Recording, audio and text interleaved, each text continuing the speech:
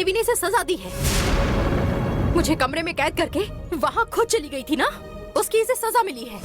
कालू, तुम्हें बचाने के लिए उसने तुम्हारे ऊपर आई हुई मुसीबत को अपने ऊपर ले लिया। तुम्हारे अंदर इतनी सी भी इंसानियत नहीं बची है क्या? ये यही बोलने वाली है। आप इसे कितना भी समझाइए, ये समझने वालों में से नहीं है। आप अभी वन देवी के मंदिर के आसपास भी मत भटकना, ऐसी चेतावनी देकर छोड़ दीजिए इसे। जहाँ ये है वहाँ मैं एक पल के लिए भी नहीं रहूंगी, जा रही हूँ मैं। लेकिन मेरी भी एक बात सुन लो। मेरे पति और मेरे परिवार को तुम तकलीफ देने की कोशिश कर रही थी, इसीलिए वन देवी ने अग्नि परीक्षा के जरिए तुम्हें सजा दी है। उसके बाद भी अगर तुमने अपना फैसला नहीं बदला और मेरे पति और परिवार को ऐसे ही तकलीफ देती रही तो तुम और मुसीबत में फंस जाओगी। हे भगवान, मुसीबत में फंसना मेरे लिए बड़ी बात नहीं है। जब से तुम मेरी बहन हो ये पता चला है, तब से ही मैं मुसीबत में फंस चुकी हूँ। तो क्या मैं खुश हूँ ऐसा लगता है? जब से मुझे ये पता लगा है कि तुम मेरी बहन हो, मैं अंदर ही अंदर घुटती जा रही हूँ। अगर ऐसा ही है तो मेरे पास रखा हुआ काल चक्र क्यों लेकर गई? लेकर गई ऐसा बार बार मत बोलो। मेरे पास जो काल चक्र था वो कोई और ले गया, ये मैंने तुम्हें पहले ही बताया था ना। तुमसे जो शख्स काल चक्र लेकर गया है वही मेरे पास रखे हुए 2 काल चक्र जो है तुम्हारा इस्तेमाल करके उसे भी पाने की कोशिश कर रहा है। वो कौन है मैं पता नहीं लगा पाई, इसकी मुझे तकलीफ है। जब तक तुम्हारे मन से बदले की भावना नहीं जाएगी तब तक तुम्हें ऐसे ही तकलीफ होती रहेगी। जब तुम्हारे मन से बदले की भावना पूरी तरह से खत्म हो जाएगी तभी तुम वन देवी के पास जाकर वो काल चक्र पहुंचा सकती हो। नंदिनी, अपने पति की जान बचाने के लिए मेरा मन बदलने की कोशिश मत करो। मेरे पास जो काल चक्र था उसे तुम्हारे जैसे कितने ही लोगों ने लिया होगा, फिर भी उनसे वो काल चक्र पाने की शक्ति मुझे वन देवी ने दी है। आने वाले पूर्णिमा से पहले पद्मा विशेष काल चक्र चाहे किसी के पास भी हो, मैं उसे हासिल करके रहूंगी। आज तक मेरे फर्ज के रास्ते के बीच में रुकावट डालने वाले माधवी और मायावी शक्ति को ही नहीं बल्कि राजशेखर का वारिस रहने वाले तुम्हारे पति की भी जान लेकर रहूंगी। जब तक मैं हूँ तब तक तुम उनका कुछ नहीं बिगाड़ सकती। अगर तुमने ऐसा करने की कोशिश भी की तो उसके बाद फिर मैं अपनी जान ले लूंगी। आज तक मेरी जान बहुत बार खतरे में आ चुकी है, लेकिन मैं बचपन से नाग माता की पूजा करती आई हूँ तो बच जाती हूँ। आज तक बचने वाली मेरी ये जान अगर चली गई ना तो उसके लिए तुम जिम्मेदार रहोगी। गंगा, अगर मैं मर गई तो मुझे मारने वाली तुम होगी। अगर मुझे मारना है तो मेरे पति को हाथ लगाकर दिखाओ। अगर मुझे जिंदा देखना चाहती हो तो मेरे पति को जिंदा छोड़ दो, समझी? आखिरकार मेरा जीना और मरना दोनों ही तुम्हारे हाथों में है।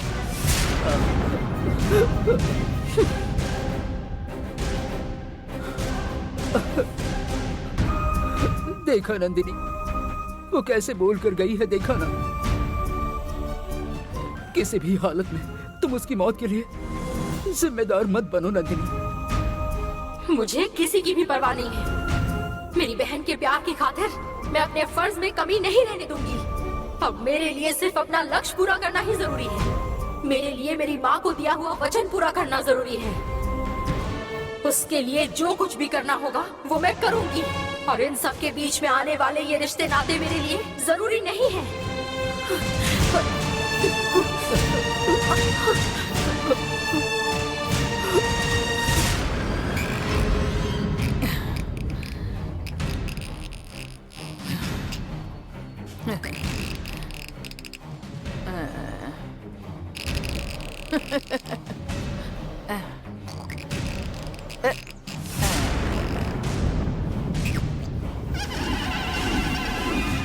प्रियन आएगी, तुम यहीं पर रुको, मुझे थोड़ा सा काम है।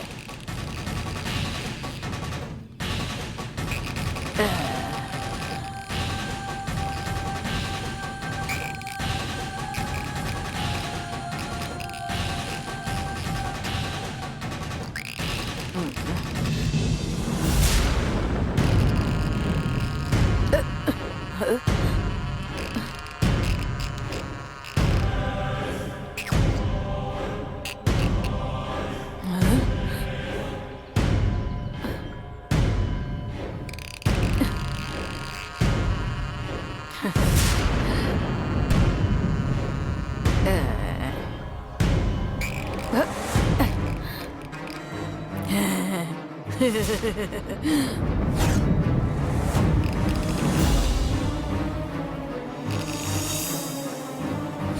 नंदिनी, तुम गंगा का रूप लेकर यहाँ आई थी और गंगा को बचा भी लिया। बड़ी होशियारी से तुम खुद भी इसमें से बच निकली क्या? तुम्हें लग रहा होगा कि तुम मेरे कब्जे से बच निकली हो, लेकिन उल्टा और ज्यादा फंस गई हो तुम। चाहे कोई कितना भी चालाक हो, फिर भी एक गलती तो करता ही है। वैसे तुमने भी एक गलती की है और उसी का फायदा उठाकर अब मैं तुम्हें तकलीफ दूंगी। तुम जहाँ कहीं भी हो मुझसे नहीं बच पाओगी।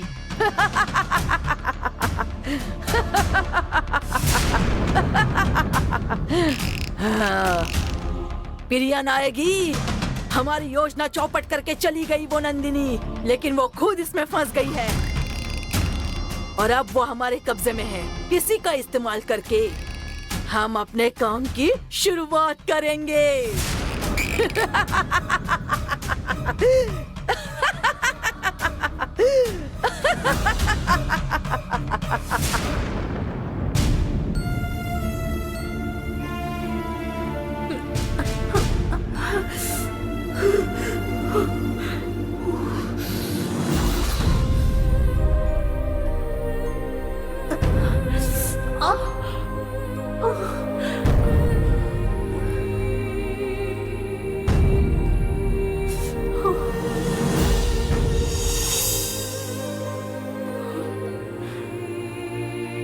कीले अंदर तक फंस चुके हैं। हाथ से निकालेंगे तो बाहर नहीं आएंगे। पैरों को हल्दी के पानी में रखो, इन कीलों को मैं निकालती हूँ।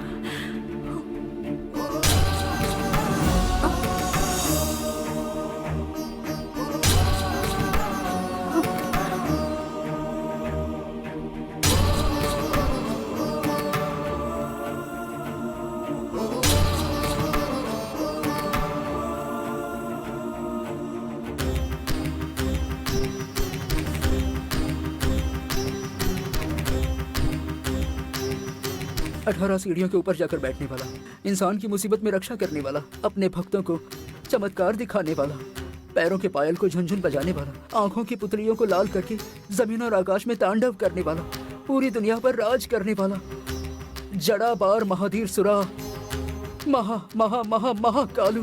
पैरों के अंदर फंसे हुए जहरीले कीलों को निकालो कालू।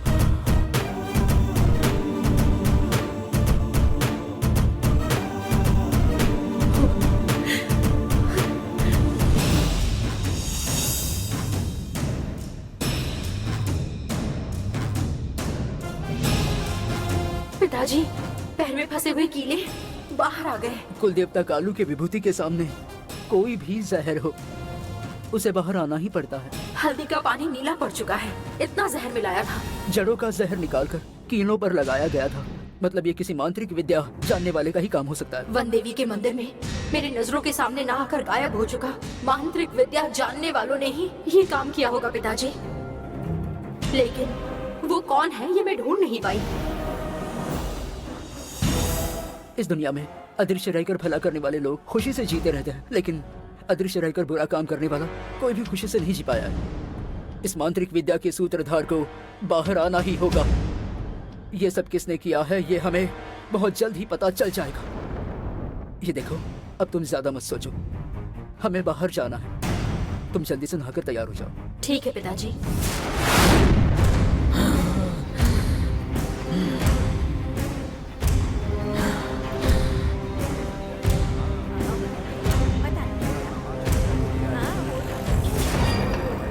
ए नंदिनी, गंगा के रूप में यहाँ आकर तुमने अग्नि परीक्षा दी और मेरी योजना चौपट कर दी। ये सब तुमने होशियारी से किया होगा, लेकिन एक गलती तुमने कर दी है। तुम्हारे खून से सना हुआ ये कील तुम यहाँ छोड़कर चली गई। तुम्हें खत्म करने के लिए ये कील ही मेरे लिए काफी है। अब मैं इससे क्या करूँगी तुम देखती रहना।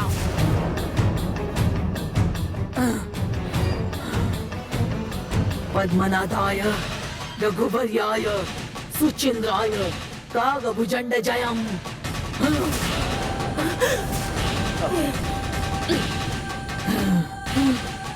क्या हुआ नंदिनी? कुछ समझ में नहीं आ रहा है, चक्कर आ रहे हैं। ठीक है, चलो।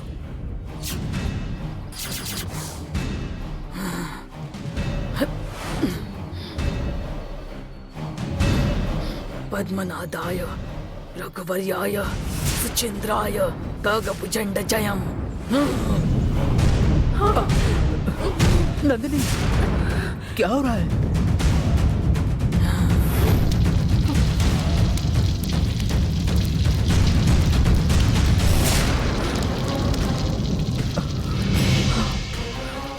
क्या हुआ? मेरे सिर में बहुत दर्द हो रहा है। मुझे अपने असली रूप में जाने की इच्छा हो रही है। यहाँ लोगों की भीड़ है, तुम अपने असली रूप में आओगी तो मुसीबत हो सकती है। मैं और बर्दाश्त नहीं कर सकती। लीजिए ठंडा ठंडा शरबत लीजिए, ठंडा ठंडा शरबत लीजिए और ठंडे हो जाइए। नींबू शरबत पियोगी तो तुम्हें अच्छा महसूस होगा। पास में ही है, चलो चलते हैं।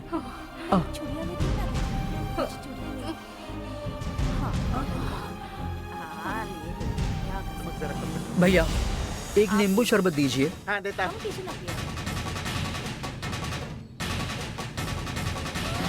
पद्मनादाय रघुवर्याय सुचिंद्राय कागभुजंड जयम।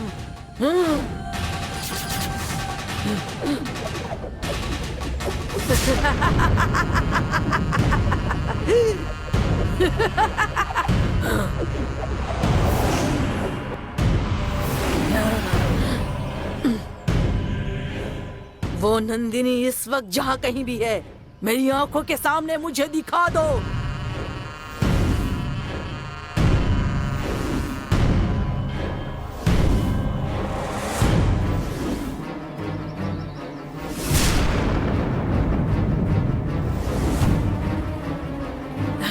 नंदिनी कहाँ है और उसके आसपास क्या है ये तुमने मुझे दिखा ही दिया। अब तुम्हारा इस्तेमाल करके मेरे बायंग को आगे भेजती हूँ। मुझको फंसाने वाली नंदिनी से बदला लिया बगैर मैं चुप नहीं रहूंगी।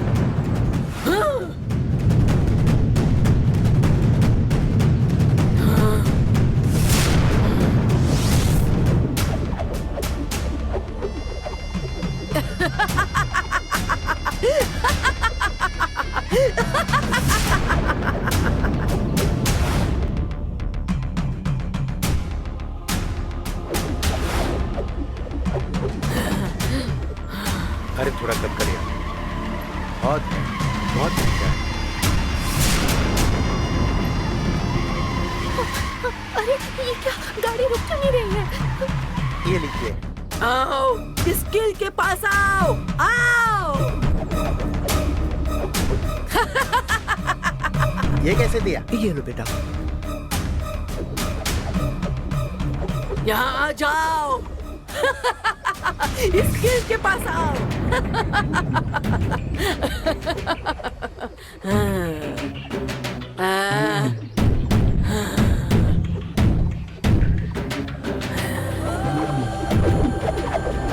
आओ, आओ।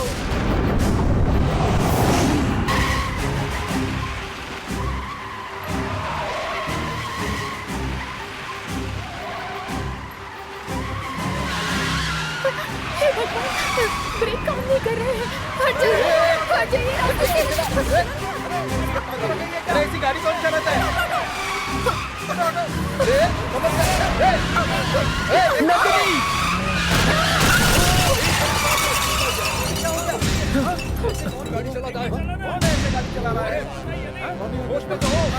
चलानी नहीं आती तो क्यों चलाते? गाड़ी से बाहर निकलो। ऐसे कैसे गाड़ी चलाते हो? अरे ऐसी गाड़ी चलाते हैं क्या? हाँ? गाड़ी चलानी नहीं आती तो चलाते क्यों? हाँ? अरे कौन है भाई? चलो बाहर आओ, बाहर आओ। गाड़ी से पहले बाहर निकलो। चल आजा। कौन है? बाहर निकलो। बाहर आओ। चल चल चल बाहर आ। ये जो नुकसान किया है वो कौन भरेगा? हाँ? गाड़ी चलानी नहीं आती तो चलाती क्यों? हाँ? अगर किसी को हो जाता तो अरे मारेगा। हाँ बोलो। मैं गाड़ी सही से चला रही थी, लेकिन अचानक से ब्रेक फेल हो गए। बहाने बना रही है। मैंने बहुत कोशिश की, लेकिन मुझसे कंट्रोल नहीं हो पाई गाड़ी, इसीलिए गाड़ी ने इसे ठोक दिया। ये सब कैसे हुआ मुझे भी नहीं पता।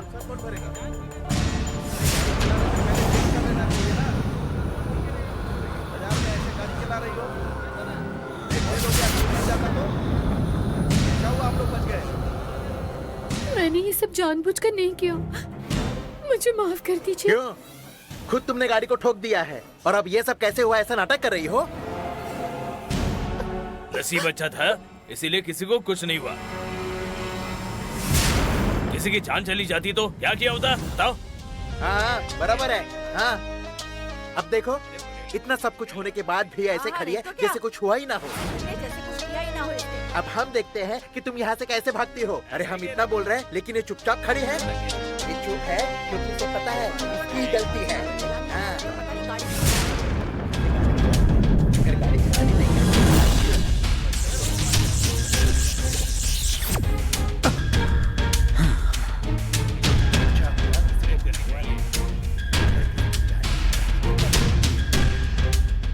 ये मुसीबत इस नींबू की वजह से आई है। किसने किया है ये समझ में नहीं। कालो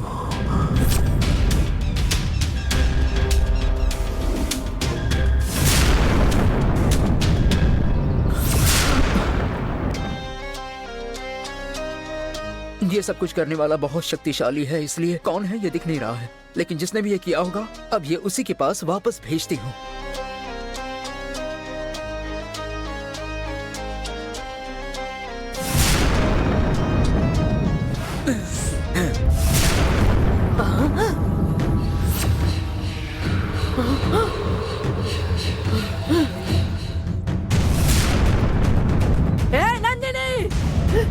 मैंने भेजे हुए बायों को पकड़कर वापस मेरे पास ही भेज दिया। तुमने मेरा चेहरा काला कर दिया है, अब मैं तुम्हें नहीं छोड़ूंगी। ये जो किया है उसका बदला मैं लेकर ही रहूंगी। मेरी ही गलती है, आपका जो भी नुकसान हुआ है उसे मैं चुका दूंगी। आपकी गाड़ी का नुकसान हुआ है, उसके लिए आप ये चेन रख लीजिए।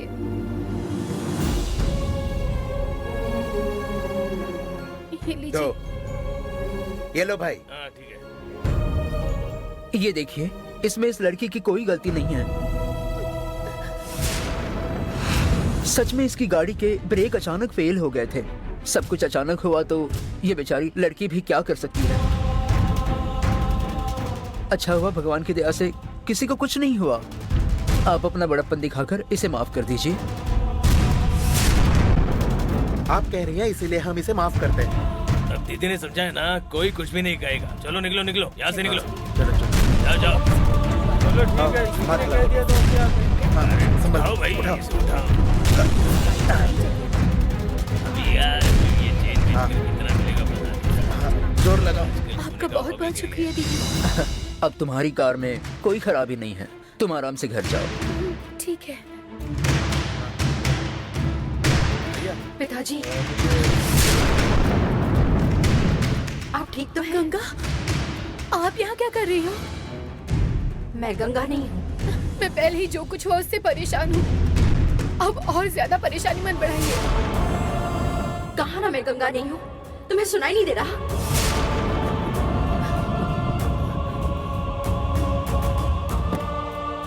पिताजी क्या हुआ?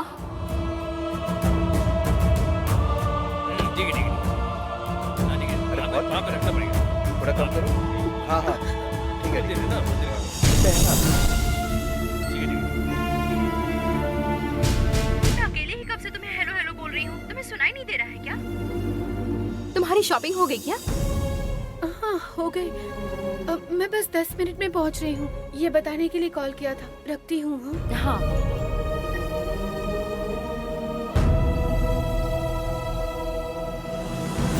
1 मिनट रुकिए। सॉरी। हाँ, आप हमारे गंगा जैसी दिखती हैं, इसीलिए गंगा समझकर आपसे बात कर रही थी। तुम जिस लड़की की बात कर रही हो उसे हम भी जानते हैं। हम उसे बहुत बार मिल चुके हैं। अच्छा, तुम महल में नई आई हो क्या? जी। मेरा नाम मालती है। मैं राजशेखर की बेटी हूँ।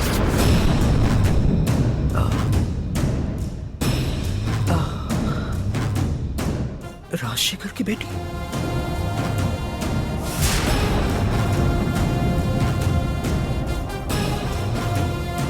मैं और मेरी माँ बर्मा में रहते थे। कुछ दिन पहले ही महल में रहने आए। अब अच्छा, ऐसा क्या? महल में सब तुम्हारा इंतजार कर रहे होंगे, तुम जाओ अब। मेरी गंगा भाभी को और इनको मैं साथ में देखना चाहती हूँ। इन्हें लेकर एक दिन महल में आएंगी क्या आप? हाँ, मैं चलती हूँ। हाँ?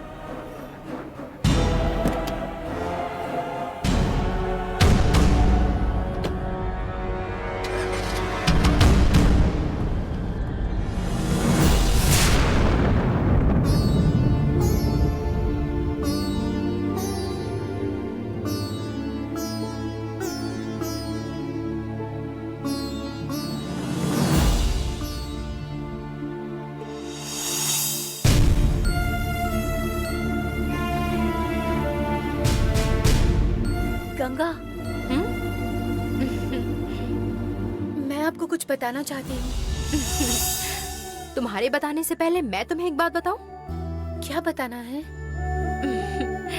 मुझे ऐसे गंगा गंगा बुलाने के बजाय भाभी करके बुलाओ ना, मुझे बहुत अच्छा लगेगा और तुम्हारे भैया को भी अच्छा लगेगा। ठीक है भाभी, मैं भाभी ही बुलाऊंगी। सुनकर बहुत अच्छा लगा। ठीक है, अब बताओ क्या बताना चाहती थी? मैं घर आ रही थी तो मेरी गाड़ी का एक्सीडेंट हो गया। हे भगवान, तुम्हें कुछ हुआ तो नहीं ना? मुझे कुछ नहीं हुआ, लेकिन वहाँ इकट्ठे लोगों ने मुझे बहुत परेशान किया। मेरा समय अच्छा था, इसलिए वहाँ एक किन्नर आई और उन्होंने मेरी तरफ से बोला और उन्होंने सबको समझाया।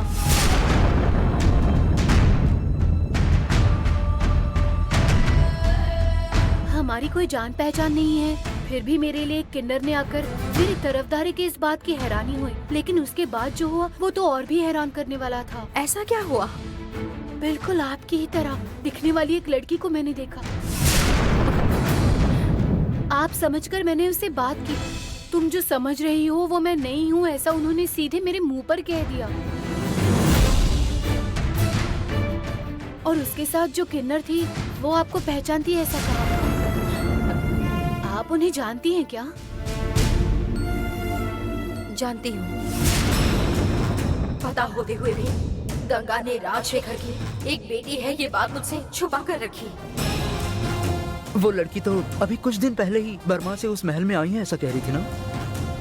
लेकिन गंगा को तो खुद से बताना चाहिए था ना। हमने गंगा से इस बारे में पूछा ही कहाँ। उन्होंने क्या पूछा? तुम कौन हो, ऐसा उन्होंने पूछा था। फिर तुमने क्या बताया? मैं राजशेखर की बेटी हूँ, अभी अभी बर्मा से महल में रहने आई हूँ, ऐसा कहा। तुम उनकी बेटी हो ऐसा क्यों बताया? अगर किसी ने पूछा तो मुझे यही जवाब देना होगा।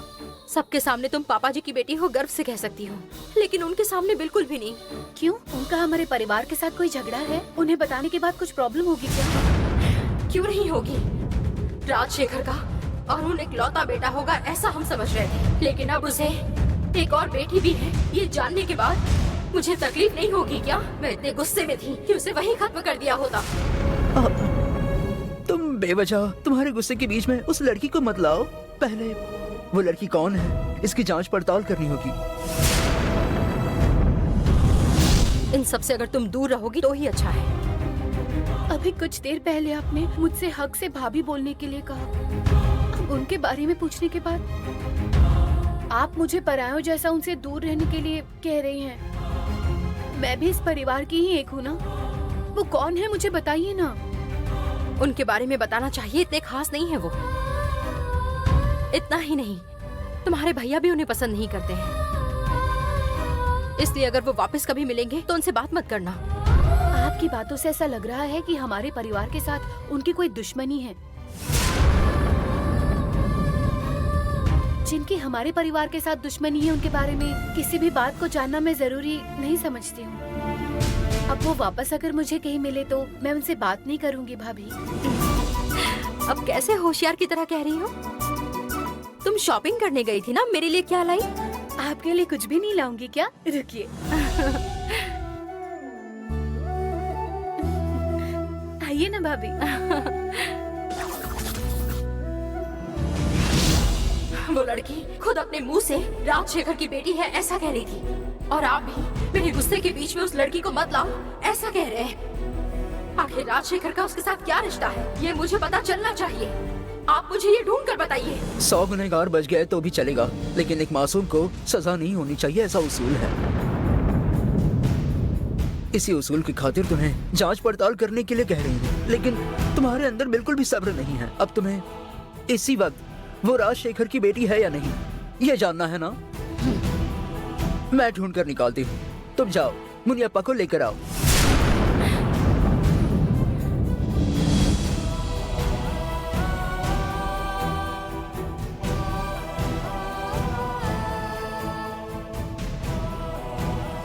कालू, उस शक्ति का इस्तेमाल करके मैं एक काम करने वाली हूँ। अब तुम ही मेरी मदद करो और मेरा काम पूरा हो जाने दो।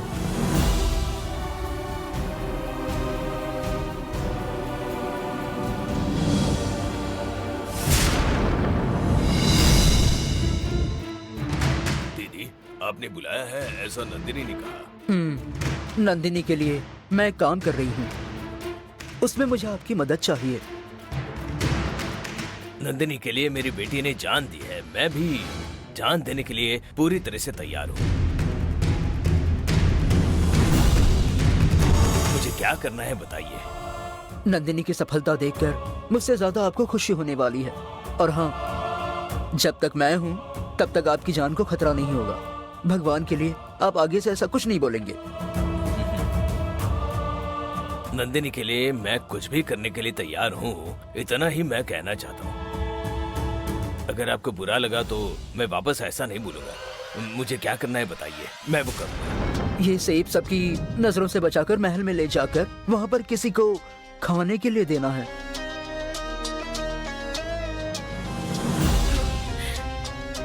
मुझे महल में किसी ने देख लिया तो सब लोग पकड़ कर मारेंगे। फिर मैं महल में कैसे जा सकता हूँ और ये सेब मैं कैसे किसी को खाने के लिए दे सकता हूँ। आप चिंता मत कीजिए पिताजी, आप चाहते हैं ना कि महल में रहने वाले किसी एक को भी इस सेब को खाना चाहिए, इतना ही ना? मैं इसकी तैयारी करती हूँ, मैं इसकी तैयारी करती हूँ।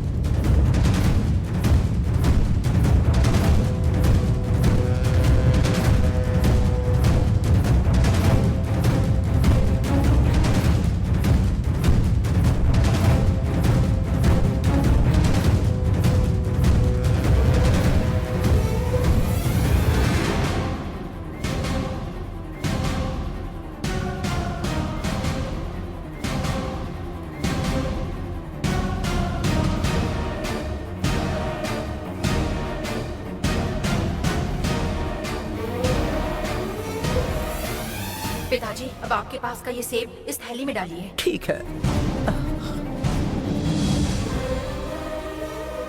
ये मरियमन का प्रसाद है। इसे देखकर सबको मरियमन माँ का ही प्रसाद लगेगा। आप किसी को बताए बिना इस थैली को महल के हॉल में या उनकी गाड़ी में रख कर आइए।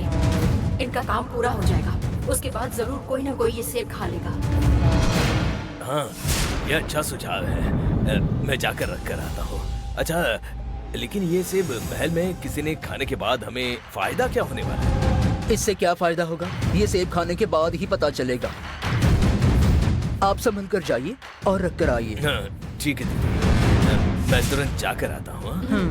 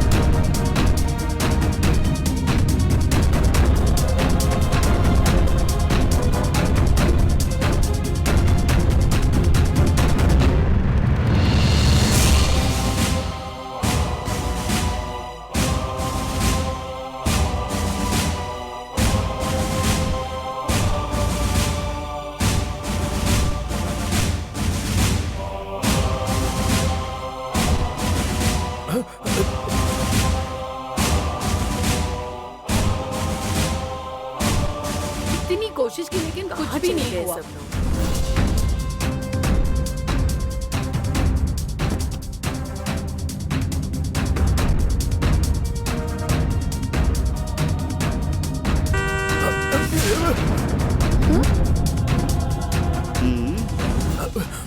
गाड़ी का हॉर्न कौन बजा रहा है? कौन होगा? हाँ चलो चल कर देखते हैं। कौन हाँ होगा? ये दीदी। हाँ हाँ चलो चलो चल कर देखते हैं।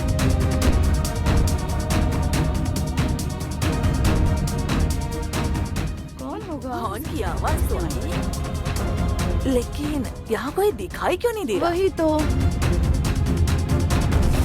यहाँ तो कोई भी नहीं है। शायद वायर अब लूज हो जाकर गई सब होगी। कुछ कहीं ठीक होने लगा था। चलो। इस गाड़ी के हॉर्न की वजह से अब डर लग रहा है। हॉर्न ऐसे कैसे बच सकता है? इसका कोई तो कारण होगा। मैं एक काम करता हूँ, इसे मैं एक बार चेक करता हूँ।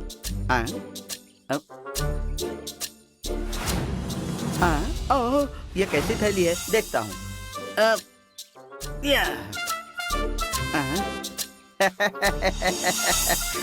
हॉर्न अपने आप नहीं बजा था, बल्कि भगवान ने बजाया था। अरे ईश्वर, कार में सेव रखा था, कहीं का प्रसाद होगा, यही सिग्नल देने के लिए बजा था। भगवान को भी मेरी कितनी चिंता रहती है।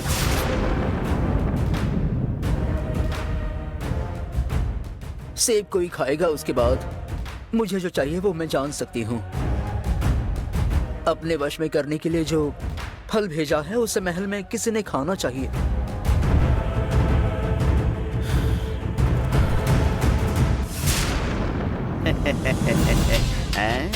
अब ये भगवान का प्रसाद है, कोई खाने के लिए मांग सकता है।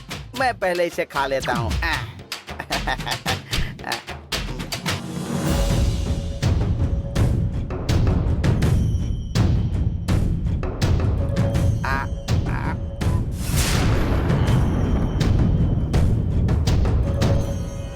इतना टेस्टी एप्पल मैंने पहली बार खाया है।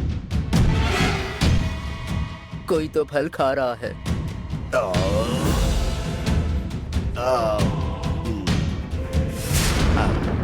मैंने भेजा हुआ फल इतनी जल्दी तुमने खा भी लिया? क्या नाम है? ईश्वर है। देवी के पति हो ना? हाँ, मैं उस पापिन का पति हूँ। अब तुम कहाँ हो? डाइनिंग टेबल पर हूँ। वहाँ से उठकर अब तुम तुम्हारे कमरे में जाओ। हाँ, जाता हूँ।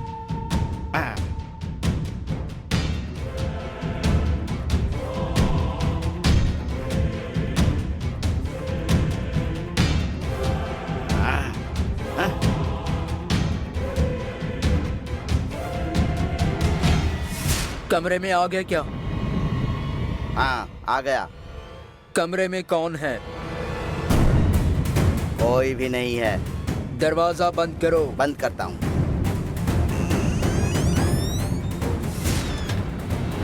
बंद कर दिया। अब मेरे सवालों का बिना कुछ छुपाए जवाब दो। पूछिए। महल में आए हुए नए लोग कौन हैं? 2 फैमिली आई है। उसमें से एक फैमिली झूठी थी, इसलिए वो चली गई। अभी शिवानी और मालती यहाँ पर रह रही हैं। शिवानी और मालती कौन है? शिवानी राजशेखर भैया की दूसरी पत्नी है। मालती उनकी सगी बेटी है। राजशेखर की ये बेटी अचानक कहां से आ गई है? किस सबूत के आधार पर वो राजशेखर की बेटी है? उनका डीएनए टेस्ट किया गया था, पॉजिटिव रिपोर्ट आई है। मालती राजशेखर भैया की बेटी है, इसमें किसी को कोई शक नहीं है। वो राजशेखर के दूसरे बीवी की बेटी है, इस वजह से अरुण को वो अपनी बहन है ये बताने के लिए तकलीफ हो रही होगी ना? फिर भी अरुण ने इस बात का कैसे स्वीकार किया? अरुण को माँ का प्यार और बहन का प्यार कभी भी नहीं मिला था, इसीलिए उसने नए परिवार को स्वीकार किया है। इन दोनों का स्वीकार अरुण ने किया है, लेकिन महल में रहने वाले बाकियों ने किया है क्या? सबने स्वीकार किया है। मालती और मूर्ति की शादी के लिए सब लोग तैयार भी हैं।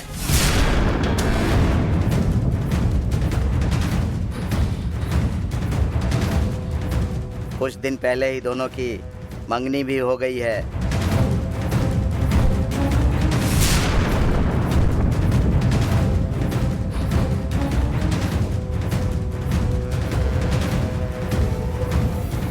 और बहुत जल्द मालती और मूर्ति की शादी होने वाली है।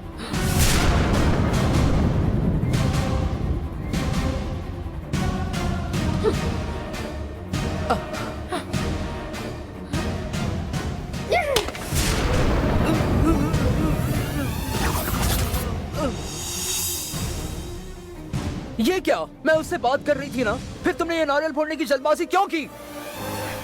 अब और क्या बोलना बाकी है? उन्होंने अभी बताया ना कि मालती कौन है। तुम्हारा शक दूर हुआ है, वो राजशेखर की बेटी है।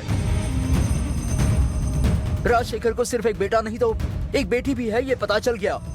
और अब उस बेटी की मंगनी भी हुई है। अब तुम उसकी बेटी को कुछ करने के बारे में मत सोचो। मालती राजशेखर की बेटी है, ये जब तय हुआ तभी उसकी मौत भी तय हो गई थी। वन देवी के मंदिर में पाप करने वाले राजशेखर के वंश में किसी को भी नहीं छोड़ूंगी मैं।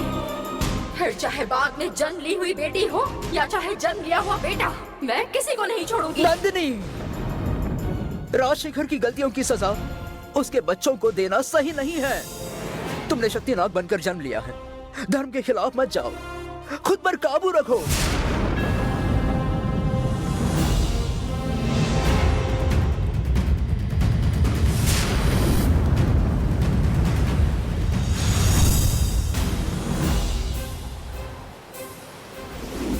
भैया, आप मुझसे प्यार करते हैं, उसके लिए आपके पास रखा हुआ वारना विशेष काल चक्र किसी वजह से तुलसी वृंदावन के नीचे रखने के लिए मुझे दिया था। आप जो कुछ करते हैं उसके पीछे एक वजह होती है, लेकिन आप जो नहीं करते हैं उसके पीछे बहुत वजह होती है। जो कुछ वजह है उसके बारे में मैं आपसे बात करके वो वजह जानना चाहती हूँ, और इसलिए आपकी इस्तेमाल की हुई सारी चीजों को यहाँ लाकर विजय प्रीत पूजा करने वाली हूँ।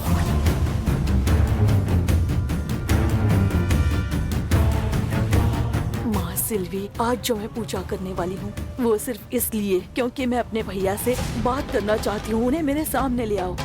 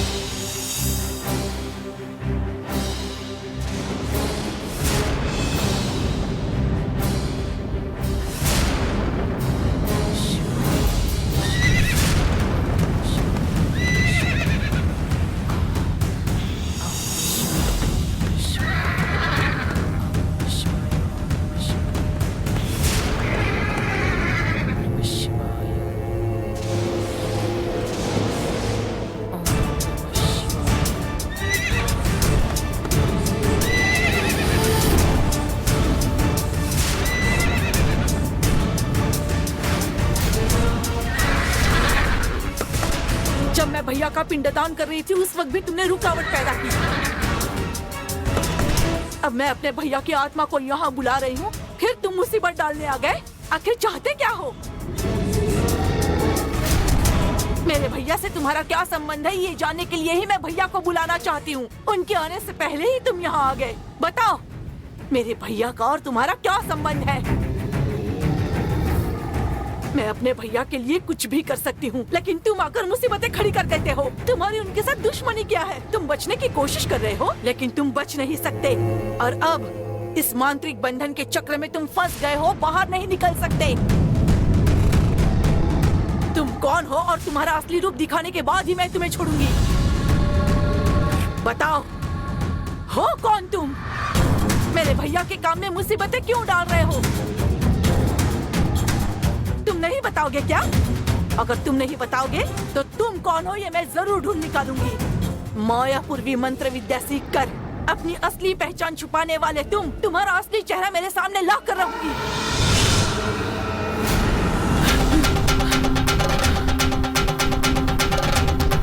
बाहर आओ, बाहर आकर अपना काम शुरू करो।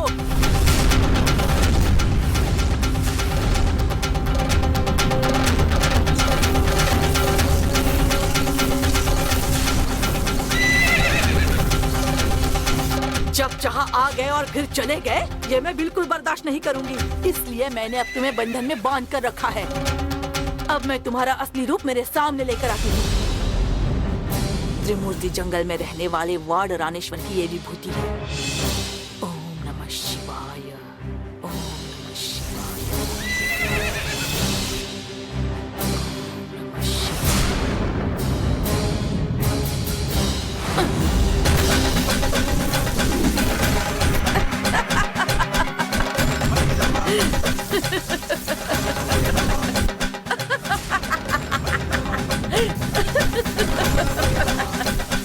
इस विभूति के लगाने के बाद तुम्हारा रूप मेरे सामने आने लग गया है।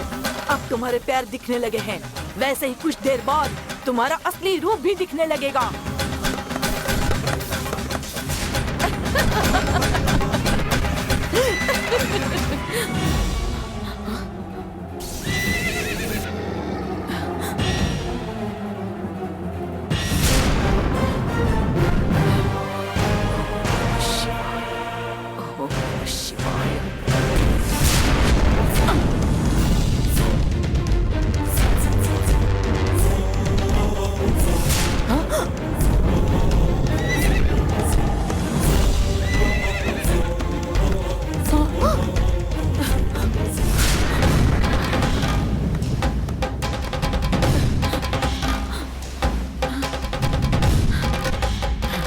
हे वार्ड रानेश्वर, ये विभूति जिस पर फेंकी है उसका असली रूप सामने लेकर आओ।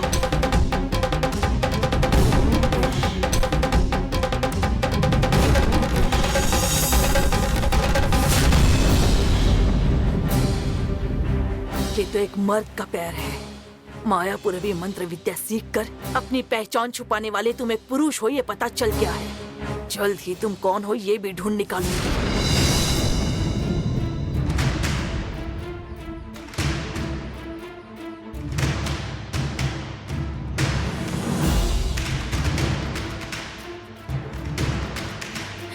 आइए।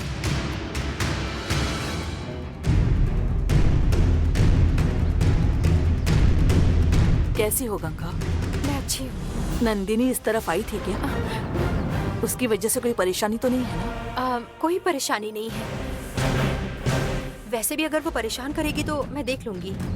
मतलब अब तुम्हें मेरी मदद की जरूरत नहीं है? नहीं, मुझे ऐसा नहीं कहना था। आपको क्यों परेशान करूं? इसलिए मैंने आपसे ऐसा कहा। तुम सब कुछ संभाल लोगी क्योंकि तुम्हारे पास काल चक्र जो है, काल चक्र के होते हुए किसी को डरने की जरूरत नहीं है। चाहे कितनी भी मुसीबतें आए फिर भी काल चक्र सब संभाल लेता है। मेरे पास जो काल चक्र था वो चोरी हो गया, शायद इन्हें पता नहीं है। काल चक्र चोरी हो गया है, ऐसा मैं इन्हें नहीं दिखाऊंगी। और मेरे पास है ये भी नहीं दिखाऊंगी। काल चक्र की मदद चाहिए थी मुझे। एक मुसीबत में फंस चुकी हूँ मैं। मायावी शक्ति को पास बुलाकर मेरे भैया का मायावी शक्ति से क्या संबंध है, बस ये जानना चाहती हूँ। अगर तुम मुझे काल चक्र दोगी तो उसकी मदद से मायावी शक्ति को बुलाकर उससे बात करके सुरक्षित तरीके से वो काल चक्र तुम्हें वापस लाकर दे दूंगी। जाकर काल चक्र ले आओ ना। आप ऐसे बात कर रही हैं जैसे काल चक्र मेरे पास है, लेकिन मेरे पास काल चक्र नहीं है। शहनायक ही के घर में कालू के संरक्षण में रखा हुआ वो काल चक्र तुम उसे लेकर आई थी ना? मैं उस घर में गई ही नहीं, फिर काल चक्र कैसे लाऊंगी? मुझे तुम्हारी बातों पर विश्वास नहीं है गंगा। काल चक्र तुम ही लेकर आई हो। मैं नहीं कह रही हूँ, फिर भी आप मैंने लिया है ऐसा क्यों कह रही हैं? मतलब सच में तुमने नहीं लाया है?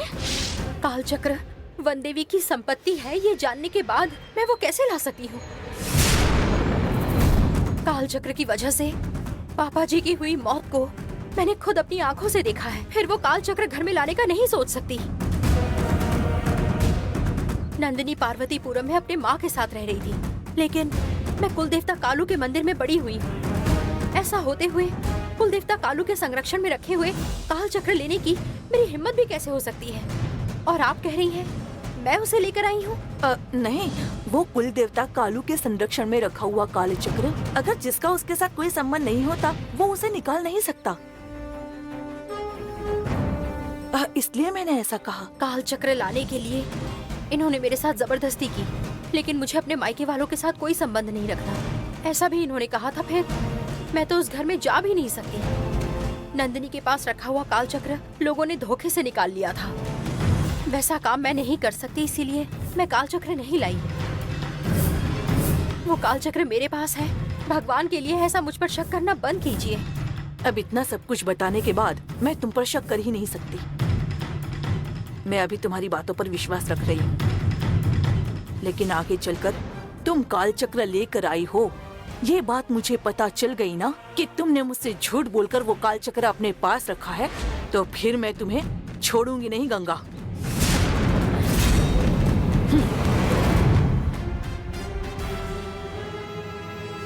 मैं काल चक्र लेकर आई थी, इस बारे में अरुण को बताया, लेकिन वो चोरी हुआ ऐसा उन्हें नहीं बताया है।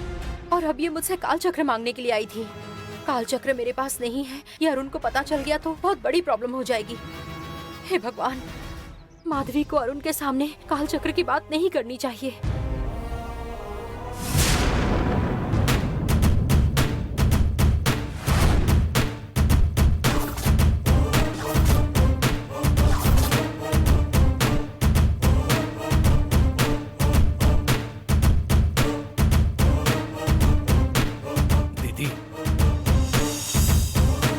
आपने जैसा कहा था वैसे नंदिनी के पैर को लगे हुए जहरीले किलो में से निकला हुआ ये जहरीला पानी लेकर आया हो दीदी, ये लीजिए। उसे इस पटिया पर रख दीजिए।